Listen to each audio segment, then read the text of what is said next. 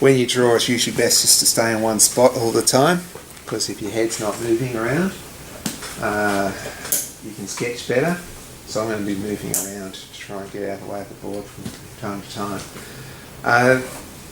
One of the things about drawing from real life as opposed to photographs, if you look at an object, you shut one eye and then shut the other eye, what you get is almost this thing where you can, especially if it's up close, do that to your hand like that, you see your hands moving like that.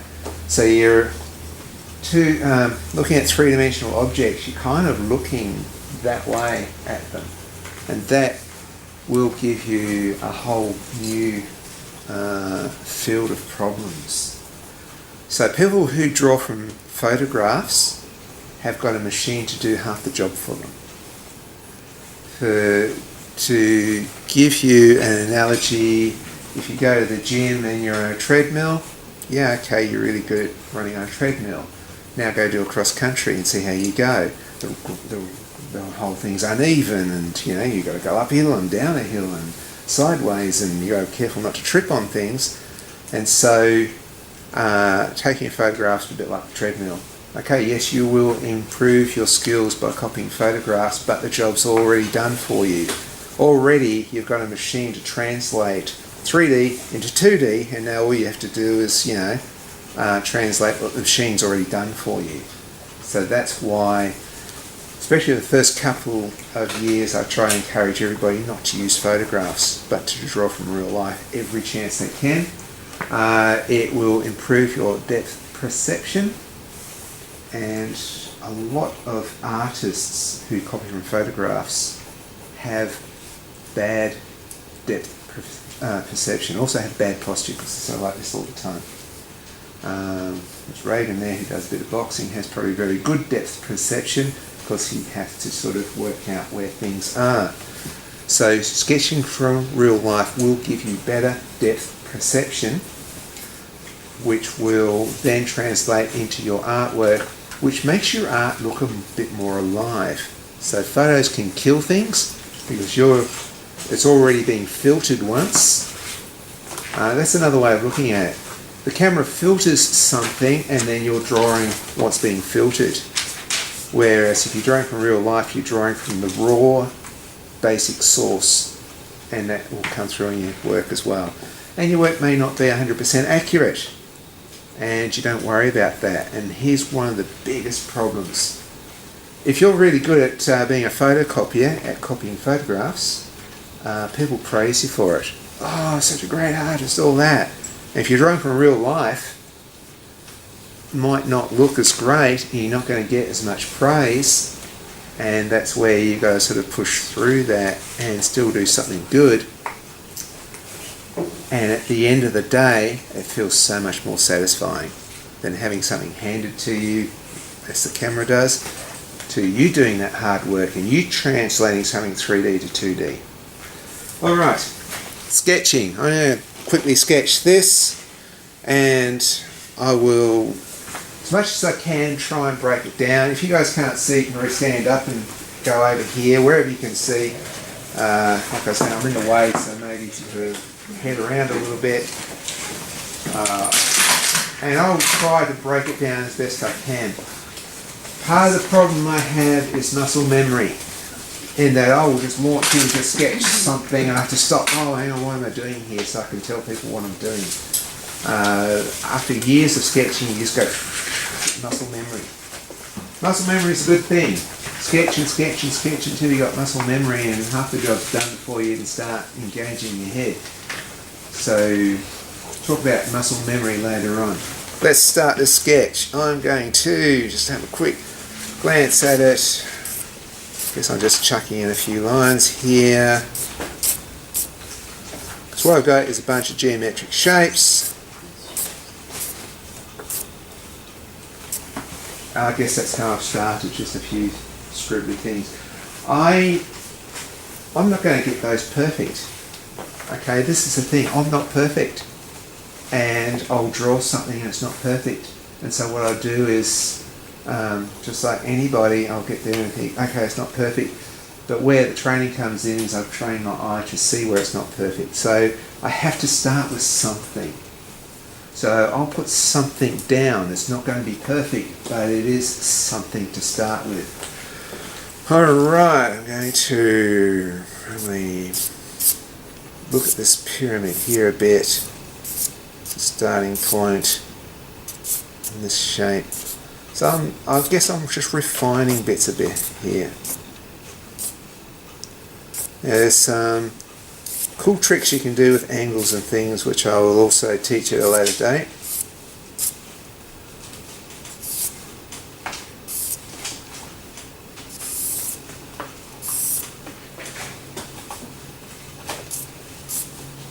I'm going to have to make a decision here.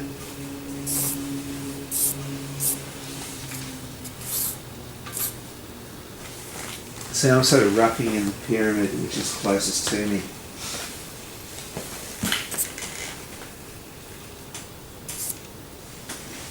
And then we have, this is a hexagonal prism. Okay, so what I'm doing now is I'm sort of looking and thinking that this actual panel, I'm thinking what's the distance between there and there? And from my eye it's probably, if I put a line across there, it's probably there. So I'm starting to think where it is in relationship to other items here. So that's very important. You start putting something down, okay, where is the top of that in relation to the side of something else? So we start doing that.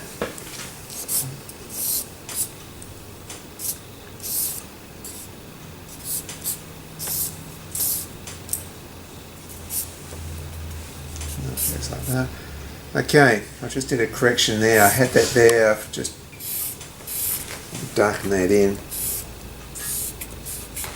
I just changed the angle of that because straight away I realised, hang on, that's not that angle. When you're thinking angles, the way I think about it is this.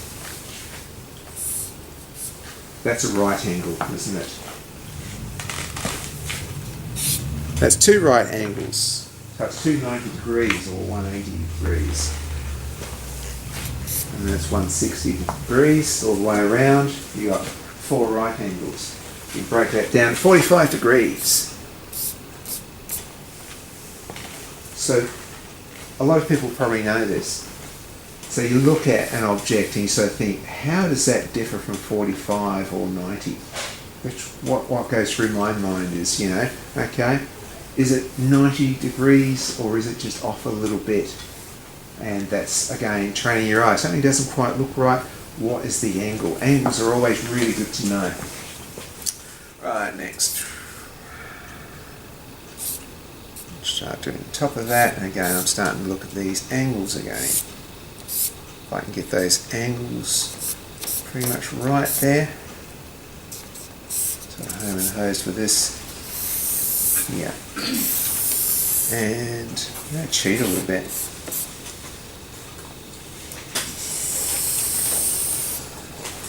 I can probably explain how I cheat a bit more once we start doing perspective. Because once I teach you the basics of perspective, I'll teach you how to cheat at every opportunity after that to tell the story. I'm cheating a little bit in that I want to probably funnel it down a little. From my angle, it makes a lot of sense. Now, next thing I want to look at here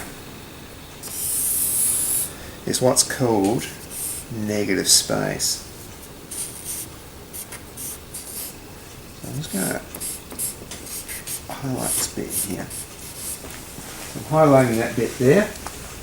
The space between the objects.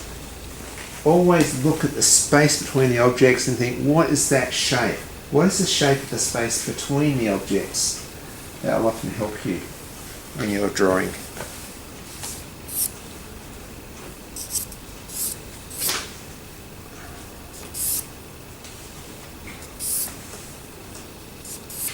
So we'll do this all along the way. I'm probably just going to do this because I'll run out of time because I want you guys to do a bit here. Here I am again looking at this space here and here, because I want it's a way of getting things right. It's correction. Remember what I said, first up I put something down that's probably going to be wrong. Next, start doing corrections. Right, now the final point here about corrections is you squint at the object. So squint at it like that. What it does is it takes away all the detail, and all you're left with is dark and light. So I'll squint at it. Which gives me this is dark. There's a bit of shade happening here. Shade coming off there.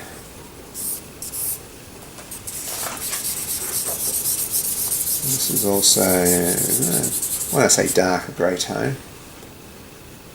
That one's fairly dark. That one's a grey tone.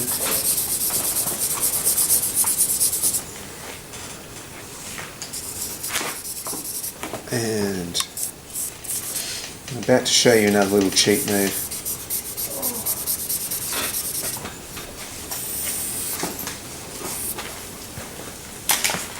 Okay, see how I've thrown a bit of shade up here?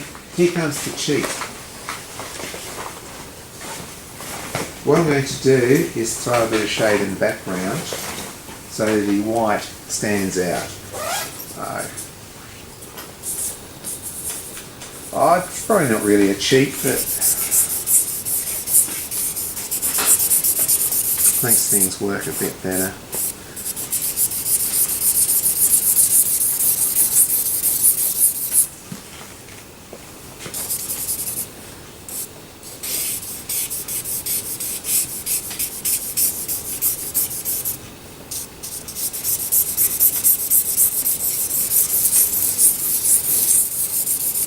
Nice mess this charcoal does.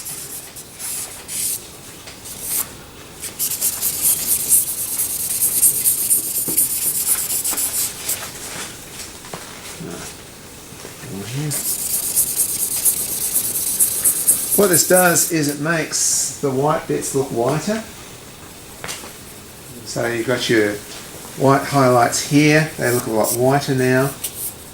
I can probably shade this in a bit more. And I could probably end up tweaking this forever.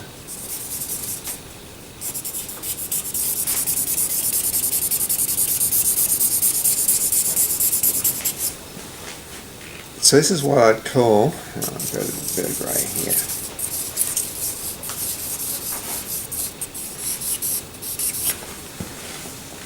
This is what I'd probably call the halfway mark.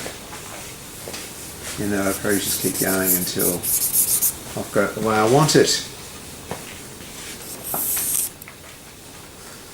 Right. Enough of that, otherwise I'll get too grubby. What I'm going to do is get you guys to spread out a little bit.